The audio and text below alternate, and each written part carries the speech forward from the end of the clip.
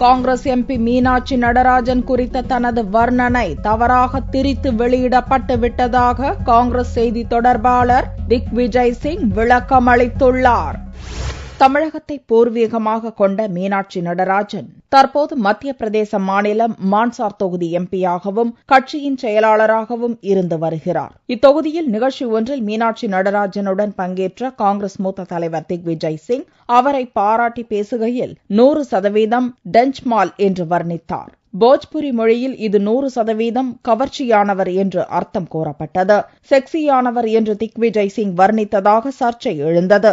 இதற்கு டுவிட்டரில் விளக்கம் அளித்துள்ளார் திக்விஜய் சிங். 100% டச் என்பது 100% தூய்மை என்று பொருள் என்றும், எப்போதுமே அரசியல்வாதிகளை குறிவைத்து தாக்கும் ஊடகங்கள் அதை செக்ஸி என்று மொழிபெயர்த்து திரித்து வெளியிட்டு விட்டதாகவும் திக்விஜய் சிங் கூறியுள்ளார். டிஆர்பி ரேட்டிங்குக்காக இதுபோன்ற செயல்களில் ஊடகங்கள் ஈடுபட்டு வருவதாகவும் அவர் குற்றம் சாட்டியுள்ளார்.